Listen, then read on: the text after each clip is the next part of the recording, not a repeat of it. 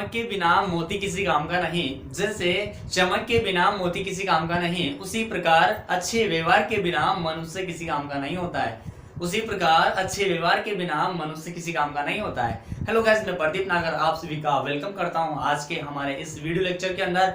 और आज का हमारा वीडियो लेक्चर है प्लांट पैथोलॉजी के मोस्ट इंपोर्टेंट क्वेश्चंस, जिसमें आज हम आपके लिए पार्ट नंबर 2 जो है लेके आए हैं। तो गाइस चलिए स्टार्ट करते हैं आज के लेक्चर को। स्टार्ट करने से पहले अगर आप चैनल पे नए हैं तो चैनल को सब्सक्राइब कर लीजिए, पास में बेल आइकन है उसको प्रेस कर लीजिए ताकि आने वाला हर वीडियो का नोटिफिकेशन आपके पास में तुरंत आ जाए। तो चलिए बिना देरी के स्टार्ट करते हैं आज का क्वेश्चन नंबर 21 यहाँ पे क्यों लिया है, क्योंकि हमने पार्ट 1 के अंदर 20 क्वेश्चंस की जो है डिस्कस कर लिया है। आई होप आपने वो देख लिया होगा, अगर नहीं देखा है तो नीचे डिस्क्रिप्शन में लिंक दे रखा है, आप उसको जरूर देखिएगा। तो चलिए स्टार्ट करते हैं आज के 21 क्वेश्चन नंबर कि विकल्पी परजीवी के उदाहरण हैं। तो विकल्पी परजीवी के उदाहरण देखिए, यहाँ से मैं आपके साथ में डिस्कस करता चलूंगा कि किस तरीके से आपको जो है एग्जाम में क्वेश्चंस देखने को मिल सकता है। यहाँ पे हम ओनली ऑप्शन लेके नहीं आए हैं, क्योंकि हमारे पास में इतना स्पेस नहीं है और हम ज्यादा लंबी जो है वीडियो को नहीं करना चाहते हैं। तो आप समझ पाए होंगे आई होप। तो देखिए यहाँ से आपके पास में हो जाएगा फ्यूजेरियम, पीथियम और सार्कोस्पोरा। तो ये तीन उदाहरण आपकी किसके हैं, विकल्पी परजीवी के हैं। अब यहाँ से दो तरीके से जो है आपको क्वेश्चंस देखने को मिल सकता है। देखिए किस तरीके से आपको क्वेश्चन पूछा जा सकता है यहाँ पे कि आपके पास में यहाँ पे दे दिया जाएगा कि विकल्पी परजीवी का उदाहरण है या फिर नहीं है। तो तीन आपको मिल जाएंगे, फ्यूजेरियम, पीथियम और सार्कोस्पोरा। एक जो होगा वो अलग होगा, तो वो आपका राइट आंसर हो जाएगा। और ऐसे भी दे सकता है कि तीन अलग दे दिया जाए और एक इनमें से दे दिया जाए कि निम्न में से कौन सा आपका विकल्पी परजीवी का उदाहरण है। या फिर आपसे चार ऑप्शन के थ्रू कैसे देगा वो कि फ्यूजेरियम, पीथियम और सार्कोस्पोरा और एक दे दिया जाएगा उपरोक्त सभी। तो आपका राइट आंसर कौन सा होगा, उपरोक्त सभी हो जाएगा। ठीक है, तो क्वेश्चन को आप जो है समझ सकते हैं, मैं आपको बता रहा हूं, बिल्कुल समझने की कोशिश करिएगा। नेक्स्ट क्वेश्चन नंबर 22 की बात करते हैं। मृत जीवी के उदाहरण हैं। तो मृत जीवी के उदाहरण कौन कौन से हैं, म्योकर व एगेरिस। म्योकर और एगेरिस जो है मृत जीवी के उदाहरण है। सेम सिस्टम जो है वो यहाँ पे भी अप्लाई होता है। नेक्स्ट क्वेश्चन नंबर 23 की बात करते हैं। सहजीवी कवकों के उदाहरण कौन कौन से हैं। अब आपको बताना है कि सहजीवी कवक कौन कौन से हमारे पास में आते हैं। तो ध्यान दीजिएगा यहाँ पे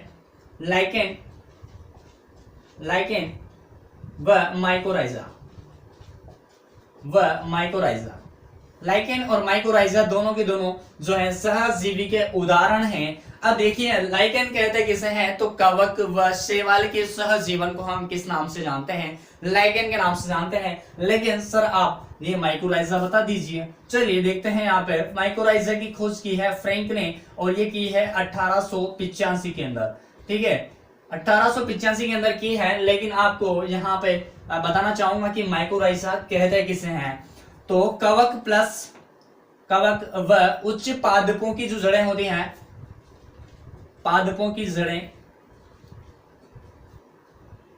कवकों और पादपों की जड़ों के सहज जीवन को हम किस नाम से जानते हैं, माइकोराइजा के नाम से जानते हैं। दोस्तों एक और रिक्वेस्ट आपसे करना चाहूंगा कि यहाँ पे जो है आप नोटबुक और पेन लेके जरूर बैठिएगा, ताकि क्वेश्चंस का आंसर आप अच्छी तरीके से दे सके, वहां पे आप याद रख सके, लिख सके, नोट डाउन कर सके, ताकि आपके पास में वो चीज अवेलेबल रहे।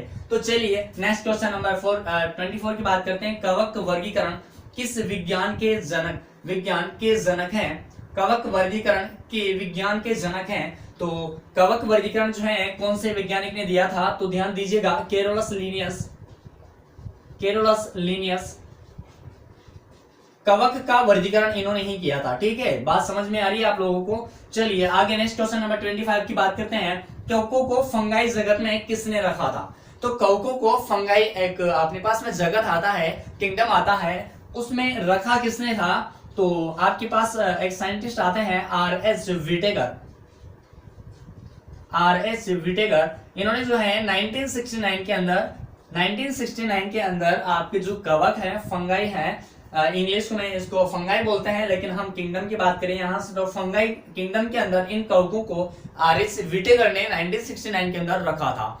और बात करें अगर R.H. विटेगर की, तो R.H. विटेगर ने यहाँ पे आपको जो है पंच जगत जो प्रणाली है वो भी दी थी यहाँ पे। पंचजगत प्रणाली में देखो कौन कौन से जीवों को इन्होंने किस तरीके से डिवाइड किया था, तो एक बार हम उसको देख लेते हैं।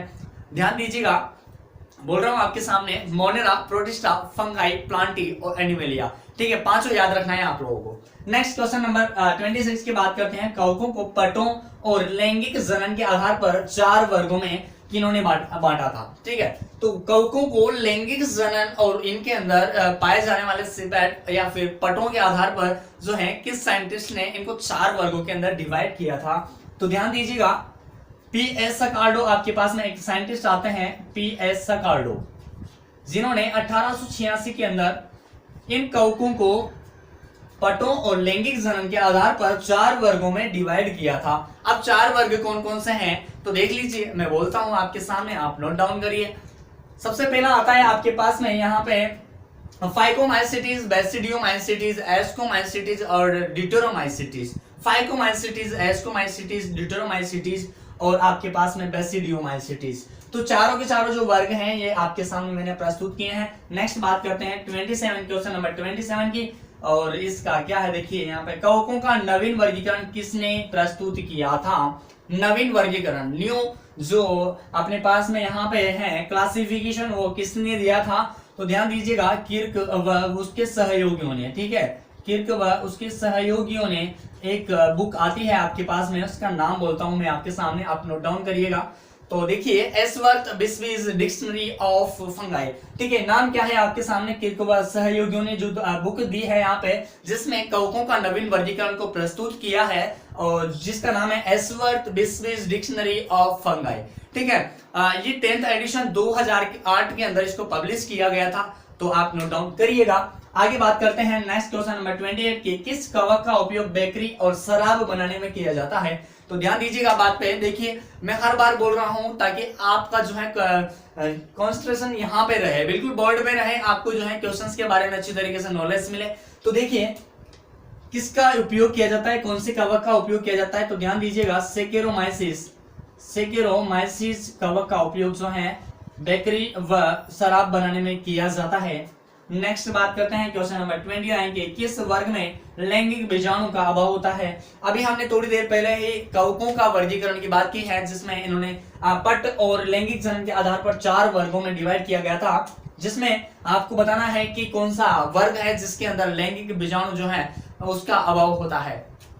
तो ध्यान दीजिएगा, यहाँ पे क्वेश्चन है, आंसर है आपका ड्यूटेरोमाइसिटिस, ड्यूटेरोमाइसिटिस।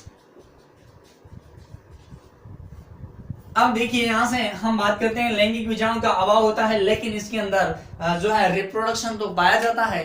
ठीक है, रिप्रोडक्शन पाया जाता है, लेकिन किसके द्वारा होता है। तो देखिए ध्यान से सुनिएगा कि अलैंगिक जनन के कोनिडिया के द्वारा। ठीक है, अलैंगिक जनन होता है जो कि कोनिडिया के द्वारा होता है, ध्यान रखिएगा बात को। नेक्स्ट क्वेश्चन नंबर 30 की बात करते हैं, जीवाणु की खोज किसने की। जीवाणु की खोज आपके एंटोनी और लिवेनहॉक ने की है। लिवेनहॉक ने 1676 के अंदर, लिवेनहॉक ने कब की है, 1676 में की है, और इन्होंने इस जीवाणु का नाम रखा एनिमलक्यूलस, एनिमलक्यूलस,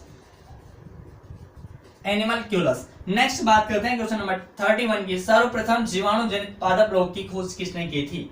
तो सबसे पहले जीवाणु जनित पादप रोग की खोज किसने की है, तो टी.जे. बेरिल ने की है, आपके टी.जे. बेरिल ने की है, और ये की है आपके 1878 में।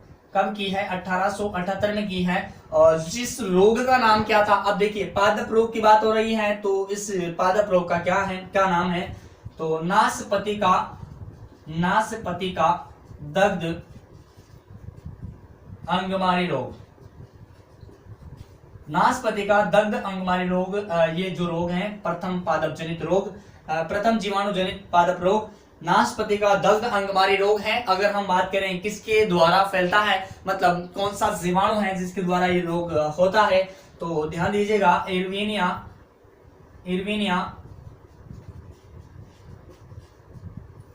इरविनिया और आपके पास में जाता है एमाइलोओरा, इरविनिया एमाइलोओरा आपके पास में आ जाता है, जिसके द्वारा नाशपति का दग्ध अंगमारी रोग होता है। नेक्स्ट बात करते हैं क्वेश्चन नंबर 32 की। जीवाणुओं की कोशिका भित्ति किसकी बनी होती है? तो जीवाणुओं की कोशिका भित्ति किसकी बनी होती है? यहाँ पे ध्यान दीजिएगा,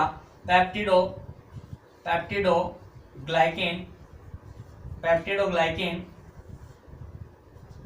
या म्यूरिन, या आप कह सकते हो म्यूकोपेप्टाइड।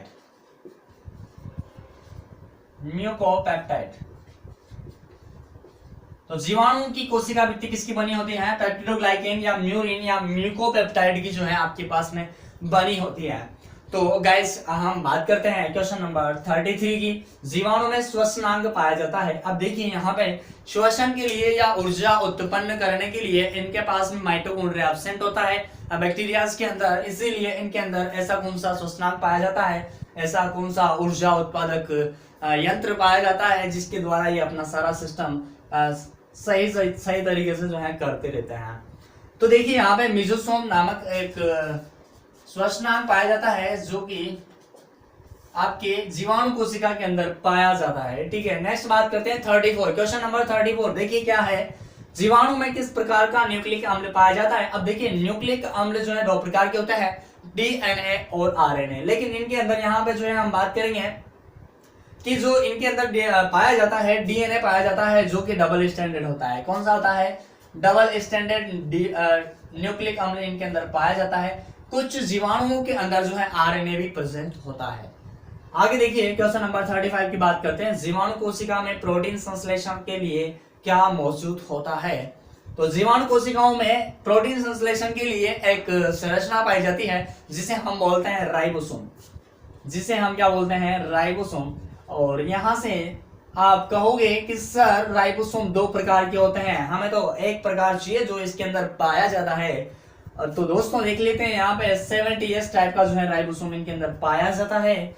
और 36 की बात करते हैं। जीवाणु में आनुवांशिक डीएनए के अलावा डीएनए एक्स्ट्रा क्रोमोसोमल डीएनए पाया जाता है जिसे हम किस नाम से जानते हैं? तो ध्यान दीजिएगा, प्लाज्मिड नाम से इसको जाना जाता है, प्लाज्मिड नाम से जाना जाता है। और इसी प्लाज्मिड का उपयोग आपके जेनेटिक इंजीनियरिंग के अंदर, आनुवांशिक अभियांत्रिकी के अंदर आनुवांशिक पदार्थों को स्थानांतरित करने के लिए किया जाता है। तो चलिए नेक्स्ट क्वेश्चन नंबर 37 की बात करते हैं। ज्यादातर जीवाणु पादप रोग उत्पन्न करने वाले होते हैं। अब हमने दो प्रकार के यहाँ पे बैक्टीरिया को पढ़ा है, gram positive and gram negative. तो हमें यहाँ पे बताना है कि ज्यादातर जीवाणु पादप रोग उत्पन्न करने वाले कौन से होते हैं?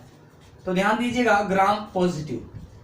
ग्राम पॉजिटिव आपके ज्यादातर जीवाणु रोग उत्पन्न करते हैं, जिसमें आपके पास में जाता है, उदाहरण की बात करें अपन, ज़ेंथोमोनास,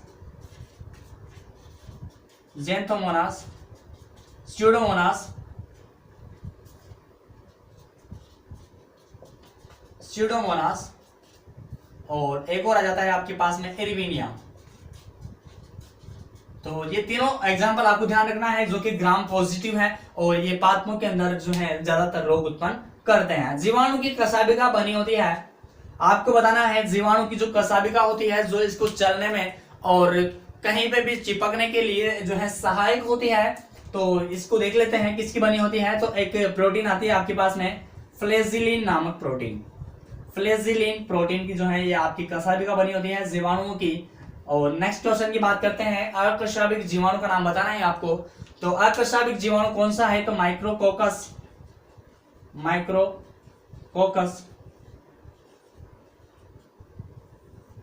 माइक्रोकोकस वंश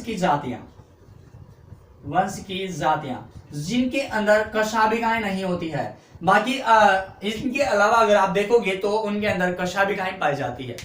ठीक है, लेकिन माइक्रोकोकस वंश की जो जातियां हैं उनके अंदर किसी प्रकार का कशाबिका नहीं होता है। आगे बात करते हैं। जीवाणु को अभिरंजन के आधार पर बांटा गया था। तो ध्यान दीजिएगा, जीवाणु के अभिरंजन के आधार पर कितने भागों में बांटा गया था? तो दो भागों में बांटा गया था। जीवाणु के अभिरंजन के आधार पर दो भागों में बांटा गया था, ग्राम पॉजिटिव मतलब ग्राम ग्राही और ग्राम नेगेटिव ग्राम अग्राही। और ये बांटा किसने था? तो HC ग्राम नामक एक साइंटिस्ट हैं, HC ग्राम नामक साइंटिस्ट ने दो भागों में बांटा जो कि 1884 में बांटा। ठीक है, ग्राम पॉजिटिव और ग्राम नेगेटिव के अंदर। आगे बात करते हैं 41 की, किस प्रकार के जीवाणुओं में टिकोइक अम्ल पाया जाता है। तो आपके पास में 2 प्रकार के जीवाणु यहाँ पे आते हैं। ऑप्शन आप देख सकते हैं, मैंने आपको सारी चीजें जो है अच्छी तरीके से समझा दी है कि किस तरीके से आपको ऑप्शन को मैनेज करना है। तो यहाँ से आपके पास में हो जाता है जीवाणुओं के अंदर टिकोइक एसिड मौजूद होता है। तो ग्राम पॉजिटिव के अंदर, ग्राम पॉजिटिव जो जीवाणु होते हैं, बैक्टीरिया होते हैं, उनके अंदर टिकोइक एसिड मौजूद होता है, जबकि ग्राम नेगेटिव के अंदर किसी प्रकार का कोई टिकोइक एसिड नहीं पाया जाता है। लास्ट क्वेश्चन की बात करते हैं। क्वेश्चन है कि किस जीवाणु को प्रकृति का आनुवांशिक अभियंता कहा जाता है। किस जीवाणु को प्रकृति का आनुवांशिक अभियंता कहा जाता है। तो ध्यान दीजिएगा, एक जीवाणु हमारे पास में आता है एग्रोबैक्टीरियम। एग्रोबैक्टीरियम। अब यहां से देखो एक और आती है आपके पास में मजे की बात क्या है कि एग्रोबैक्टीरियम के अंदर टी प्लाज्मिड मौजूद होता है। क्या होता है?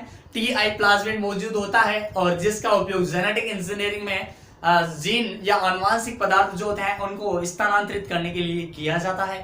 तो दोस्तों आज के हमने जो है सेकंड पार्ट के अंदर 42 क्वेश्चंस जो है कवर कर लिए हैं। अगर आपको कोई भी दिक्कत आती है या समझ में नहीं आता है तो आप जो है कमेंट कर सकते हैं, क्या प्रॉब्लम है आपको, सारी चीजें आप जो है कमेंट के माध्यम से डिस्कस कर सकते हैं। अगर आप चाहते हो कि हम आपसे जो है ज्यादातर बात करना चाहें और एक्स्ट्रा पर्सनली कोई बात करना चाहें तो आप मुझे जो है नीचे डिस्क्रिप्शन के अंदर फेसबुक, ट्विटर और आपके टेलीग्राम, इंस्टाग्राम किसी पर भी आप मुझे फॉलो कर सकते हैं और आप मुझसे जो है पर्सनली बात कर सकते हैं। तो गाइस आज के लिए इतना ही, बाकी फिर मिलते हैं अपन नेक्स्ट वीडियो में। तब तक के लिए जय हिंद, जय भारत, वंदे मातरम आप सभी लोगों को।